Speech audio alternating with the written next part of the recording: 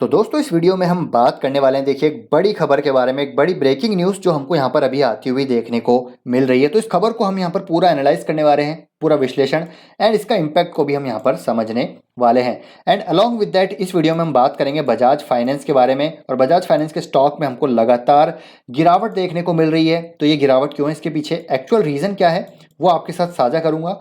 उसको हम पूरा समझने की कोशिश यहाँ पर करने वाले हैं। एंड ये गिरावट अगर और होती है तो क्या यहाँ पर लेवल्स हैं, टेक्निकल चार्ट पे सारे लेवल्स डिस्कस करेंगे। और हमारी यहाँ पर देखिए as a investor in Bajaj Finance क्या रणनीति रहनी चाहिए, उसके पीछे क्या रैशनल है, वो सारी चीज़ें आपके साथ यहाँ पर मैं साझा करने वाला हूँ। तो वीडियो को प्लीज़ आप पूरा ज़रूर देखिएगा। तो आज की जो बड़ी खबर है दोस्तों, अभी की जो बड़ी खबर है इनफैक्ट, वो देखिए कि सीपीआई इन्फ्लेशन डेटा आ चुका है, इन्फ्लेशन नंबर्स आ चुका है, और वो है दोस्तों मई का 7.04%। तो ये जो मंथ ऑन मंथ बेसिस पे थोड़ा कूल डाउन हुआ है, अप्रैल में आई थिंक 7.80% के आसपास था, तो मंथ ऑन मंथ बेसिस पे कूल डाउन हुआ है because of the favourable base effect. And जो एक्साइज ड्यूटी यहाँ पर रिड्यूस की थी फ्यूल पे, उसकी वजह से भी थोड़ा सा यहाँ पर जो है कूल डाउन होता हुआ देखने को मिला है। लेकिन जो अभी भी दोस्तों जो कंसर्न बना हुआ है वो ये है कि अभी भी जो टॉलरेंस रेंज है 6% की, उससे अभी भी काफ़ी ऊपर है, 7% से ज़्यादा है। मतलब 5 स्ट्रेट मंथ यहाँ पर आप देखिए कि 5 लगातार महीने हो गए जब 6% से ज़्यादा हमको इन्फ्लेशन देखने को मिल रहा है। और जो मीडियम टर्म टारगेट है 32 महीने से, आप देखिए कि मान लो ऑलमोस्ट यहाँ पर दोस्तों 3 साल होने वाले हैं जब ये 6% से 4% से हमको ज़्यादा देखने को मिल रहा है। तो अगेन ये कंसर्न है। एमपीसी की जो अगली मीटिंग होगी उसमें आप मान के चलिएगा कि इंटरेस्ट रेट हमको हाइक होते हुए देखने को मिलेंगे। कम तो यहाँ पर बेसिकली देखिए हो कम तो नहीं होंगे, क्योंकि 7% की अगर हम बात करें सीपीआई की तो वो काफ़ी ज़्यादा है। और सीपीआई बास्केट में यहाँ पर जो भी अगर हम देखिए बात करें फूड एंड बेवरेजेस की, ठीक है, या फिर हम कॉस्मेटिक्स की, फुटवेयर्स की, वो उनका अगर हम बात करें तो वो सिक्वेंशियल बेसिस पे हमको यहाँ पर बढ़ता हुआ देखने को मिल रहा है। मतलब महंगाई यहाँ पर काफ़ी तेज़ी से बढ़ रही है, और उसको कंट्रोल करने के लिए इंटरेस्ट रेट बढ़ेगी। इंटरेस्ट रेट बढ़ेगी तो कहीं ना कहीं यहाँ पर ग्रोथ में स्लो डाउन होता हुआ हमको देखने को मिल सकता है। और इसी की वजह से आप देखिए कि हमको स्टॉक मार्केट में भी उसी प्रकार का रिएक्शन देखने को मिल रहा है। हमने अभी पिछले हफ्ते ही देखा कि 8.6% हमको यूएस का इन्फ्लेशन नंबर आता हुआ देखने को मिला, काफ़ी ज़्यादा, मतलब ऑल टाइम हाई पे, ऑलमोस्ट 40 ईयर्स का हाई पे। हालांकि इंडिया अभी भी उससे काफ़ी बेहतर है, लेकिन उसकी वजह से एक ग्लोबल मार्केट सेल ऑफ हमको देखने को मिल रहा है। तो ये जो नंबर है जब तक 6 के नीचे नहीं आएगा दोस्तों, यहाँ पर काफ़ी कंसर्न्स हैं। और जो इकोनॉमिस्ट हैं और जो अनुमान लगाया जा रहा है वो ये है कि 4.9% जो अभी इंटरेस्ट रेट है, जो रेपो रेट है, उसको बढ़ा के यहाँ पर 6.5 तक लाया जाएगा, जो अगली एमपीसी मीट होगी अगस्त सितंबर की। तो लेट्स सी क्या यहाँ पर चीज़ें निकल के आती है, लेकिन this is really a concern as of now. चलिए ये तो होगी दोस्तों बात सीपीआई की। आई थिंक कल जो है डब्ल्यूपीआई का डेटा भी आ जाएगा। बात करते हैं बजाज फाइनेंस की। तो बजाज फाइनेंस का स्टॉक देखिए अभी भी वही गिरावट में देखने को मिल रहा है, और आज भी देखिए 5.25% से ज़्यादा की गिरावट। तो काफ़ी भारी गिरावट हो रही है बजाज फाइनेंस में। लास्ट वीक भी हमने देखा था कि 4%, 3.5% के आसपास गिरावट थी। और ये जो गिरावट है आप देखिए ऊपरी स्तरों से कितनी हो चुकी है। अगर मैं इसको थोड़ा सा यहाँ पर जूम करूँ तो देखिए 34%। अब ये ट्रेड कर रहा है करीब 5358 के लेवल पे, और एक अच्छा खासा सपोर्ट है इस लेवल पे। और यहाँ से अगर ये फर्दर 7 से 8% गिर गया तो अपने ये प्री कोविड लेवल पे आ जाएगा, जो कि है करीब 4900 के आसपास। प्री कोविड लेवल के आसपास ये स्टॉक आ जाएगा 4900। तो यहाँ पर अभी डिस्कस करते हैं इसके लेवल्स को। उससे पहले हम रीज़न समझते हैं कि क्या यहाँ पर देखिए रीज़न है जिसकी वजह से गिर रहा है बजाज फाइनेंस।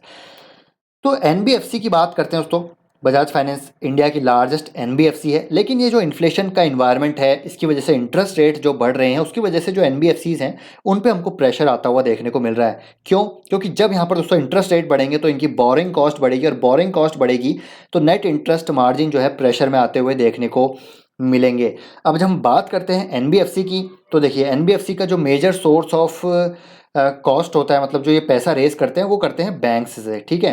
बैंक से करते हैं या फिर एफडी से करते हैं, या फिर कई कई टाइम पे ये ग्लोबल जो फंड्स हैं उनसे भी पैसा रेज कर लेते हैं। तो एफडी की बात करें तो बजाज फाइनेंस भी एफडी कराता है, आपको पता ही होगा।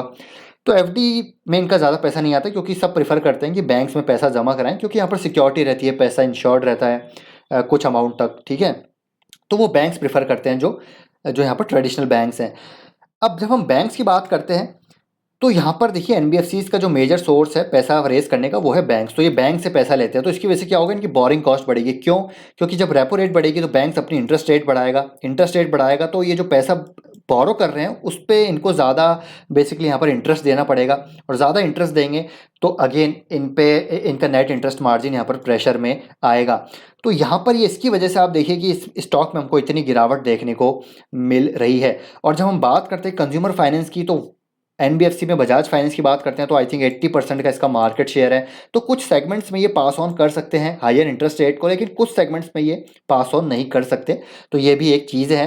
तो यहाँ पर हायर बोरिंग कॉस्ट की वजह से इनको प्रेशर रहेगा। लेकिन अगर मैं बैंक्स की बात करूँ तो बैंक्स का दोस्तों जो बोरिंग कॉस्ट रहती है वो कम रहती है, उनका जो कॉस्ट ऑफ फंड्स रहते हैं वो कम रहते हैं, उसकी वजह से उन पर इतना प्रेशर नहीं है। लेकिन एनबीएफसी पे यहाँ पर ही डायरेक्ट प्रेशर आएगा, क्योंकि बैंक्स तो डायरेक्ट पास ऑन कर देंगे जो भी इनके बोरोअर्स हैं, जिनको भी पैसा ये लैंड कर रहे हैं, तो उनको तो यहाँ पर डायरेक्ट ये उतना का उतना पूरा जो है पास ऑन कर देते हैं। लेकिन एनबीएफसीज के पास ये जो है आप कह सकते हैं कि लेवरेज नहीं है, इनको तो यहाँ पर वो उस चीज़ का नुकसान उठाना पड़ेगा। इनके मार्जिन यहाँ पर काफ़ी हिट होते हुए नजर आ सकते हैं, और यही चीज़ बेसिकली यहाँ पर डिस्काउंट कर रहा है मार्केट बजाज फाइनेंस के केस में। क्योंकि बजाज फाइनेंस के स्टॉक में हमने देखा कोविड के बाद काफ़ी तेज हमको रनअप देखने को मिला, और वो चीज़ यहाँ पर इन्फ्लेशन की वजह से बेसिकली दे आर जो है बेसिकली मीन पे रिवर्ट हो रहा है, मतलब मीन रिवर्जन हो रहा है। मीन रिवर्जन मैंने आपके साथ पहले भी यहाँ पर डिस्कस किया है क्या होता है मीन रिवर्जन, क्या होता है बेसिकली। तो जो स्टॉक का पी अभी देखिए 46 का है, और अगर मैं यहाँ पर 10 साल का या मैक्सिमम पी की बात करूँ बजाज फाइनेंस का, वो 48 का है। तो ये reverting basically it is reverting to their mean, और ये मीन क्या है, इसका मीन है 48। चाहे मैं 10 साल की बात कर लूँ तो देखिए ये भी 48 49 का है। तो अब यहाँ पर ये अपने मीन पे आ चुका है, और ये हमेशा हमको देखना है कि जब यहाँ पर मीन किसी भी स्टॉक का बहुत ऊपर चला जाए तो उसमें आपको थोड़ा सा संभल के रहना है। वो बेसिकली रिवर्ट ज़रूर होके आएगा, अपने मीडियन पी पे ज़रूर हो आता है, उसके आसपास तो ज़रूर आएगा ही आएगा। अब यहाँ से क्या स्टॉक में और गिरावट हो सकती है, तो हो सकता है ये 40 के पी पे भी आ जाए, क्योंकि 40 के पी पे ये पहले भी गया है। हो सकता है यहाँ से ऊपर भी चला जाए, लेकिन बेसिकली एक एवरेज पी पे अब ये ट्रेड कर रहा है। तो मेरे ख्याल से देखिए अगर आपका लॉन्ग टर्म का नज़रिया है तो बहुत ज़बरदस्त कंपनी है एनबीएफसी में। लोन ग्रोथ की बात करें, क्रेडिट ग्रोथ की बात करें, तो इंडिया जैसी इकोनॉमी में ये हमको पिकअप होती हुई डेफिनेटली देखने को मिलने ही वाली है। तो एनबीएफसी में बजाज फाइनेंस पे बैट करना यहाँ पर मेरे ख्याल से बहुत रिस्क रिवॉर्ड रेशो यहाँ पर फेवरेबल है। दूसरी एनबीएफसीज में जाएंगे तो वहाँ पर कई सारे इश्यूज़ हैं, लेकिन अगर एनबीएफसी में अगर बजाज फाइनेंस की बात करें तो मैनेजमेंट काफ़ी अच्छा है, फाइनेंशियल्स काफ़ी अच्छे हैं, सारी चीज़ें यहाँ पर बेहतरीन है। तो इस लेवल पर मेरे ख्याल से दोस्तों आप निवेश कर सकते हैं। गजब का यहाँ पर सपोर्ट लेवल है, लेकिन यहाँ पर देखिए गिरावट हो सकती है। मान के चलिएगा 7 से 10% तक की और गिरावट हो सकती है, लेकिन जितनी गिरावट यहाँ पर होगी वो एक अपॉर्चुनिटी ही हमको देखने को मिलने वाली है। क्योंकि देखिए ऐसा तो है नहीं पहली बार इन्फ्लेशन आया है, पहली बार यहाँ पर जो है इंटरेस्ट रेट बढ़े हैं, नहीं ऐसा नहीं है, पास्ट में भी हुआ है, और मैनेजमेंट ने यहाँ पर पास्ट में भी इस चीज़ को टैकल किया है, आगे भी करते आएंगे। नियर टर्म में ज़रूर ये प्रेशर रहेगा, हो सकता है यहाँ से प्राइस करेक्शन हो जाए, या हो सकता है यहाँ पर टाइम करेक्शन हो जाए, लेकिन बेचना नहीं है। देखिए बजाज फाइनेंस को अगर आप बेच के निकल जाएंगे तो फिर आप आई डोंट नो कौन सी कंपनी में दोस्तों आप यहाँ पर टिके रह सकते हैं। अगर आपको एनबीएफसी में भरोसा है, इसके बिजनेस मॉडल पे भरोसा है, इसके मैनेजमेंट पे भरोसा है, ठीक है, तो यहाँ पर कोई दिक्कत नहीं है। बजाज फाइनेंस का बिजनेस इंटैक्ट है, बस ये इन्फ्लेशन की वजह से थोड़ा सा यहाँ पर जो है प्रेशर में आती हुई चीज़ें देखने को मिल रही है। तो यहाँ से जो फर्दर गिरावट एक मौका होगा, और अगर आपको यहाँ पर बाय करना है तब भी आप कर सकते हैं, कोई दिक्कत की बात यहाँ नहीं है। बस आपको कन्विक्शन रखना पड़ेगा, आपको बिजनेस की समझ होनी चाहिए, आपको मैनेजमेंट में भरोसा होना चाहिए।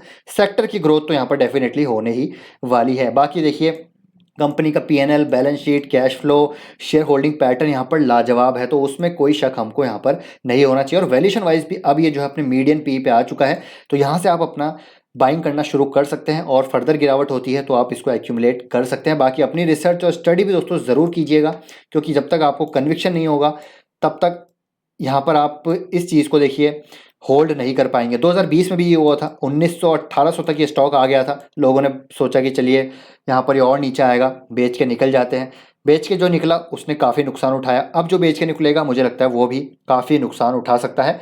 और जैसा मैंने कहा आपका पैसा है, आपकी कन्विक्शन है, आपको यहाँ पर डिसीजन लेना पड़ेगा, आपको यहाँ पर अपना फैसला लेना पड़ेगा, तभी आप उस पर जो है आपको बेसिकली रिजल्ट मिलेगा अपने फैसले पे। तो अपने डिसीजन को यहाँ पर ऑन कीजिए और यहाँ पर उस हिसाब से एग्जीक्यूट कीजिए। तो आई होप दोस्तों ये वीडियो आपको इन्फॉर्मेटिव लगा होगा। वीडियो पसंद आया है तो लाइक कीजिए, शेयर कीजिए, चैनल को सब्सक्राइब कर लीजिए। मिलते हैं आपसे नेक्स्ट वीडियो में। Till then take care, bye bye.